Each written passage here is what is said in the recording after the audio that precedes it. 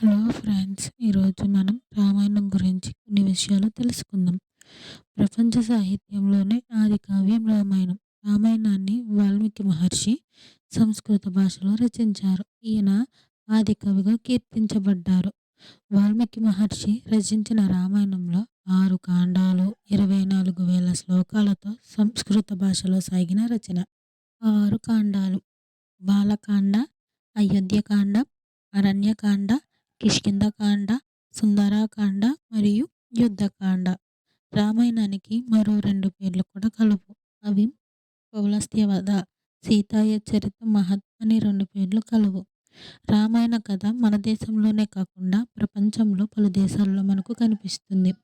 అలానే వాల్మీకి తర్వాత కొంతమంది కవులు వారి సొంత అభిప్రాయాలతో, కొత్త ఆలోచనలతో రామాయణాన్ని మరింత సుందరంగా తీర్చిదిద్దారు. తెలుగులో మాత్రం మొదటి రామాయణం గోన బుద్ధారెడ్డి గారు రచించిన రంగనాథ రామాయణం. ఇది ఒక ద్విపద కావ్యం. దీనిలో కొన్ని కొత్త అంశాలు మనకు కనిపిస్తాయి. అవి ఇంద్రుడు కోడై కుయ్యడం, లక్ష్మణ రేఖ మరియు ఉడత భక్తి వంటివి ప్రజల్లో బలంగా నాటుకుపోయాయి.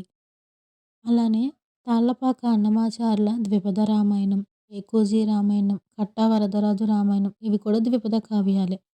తిక్కన నిర్వచనోత్తర రామాయణం అయితే తెలుగు జాతిపై తమదైన ముద్ర వేసుకుంది. భాస్కర రామాయణంలో అయితే గౌతముడు అహల్యను శిలగా మారమని శపించడం వంటి కొత్త అంశం మనకు కనిపిస్తుంది. నిజానికి ఆదికావ్యం రామాయణం అయినప్పటికీ తెలుగులో మాత్రం ఆదికావ్యం మహాభారతం.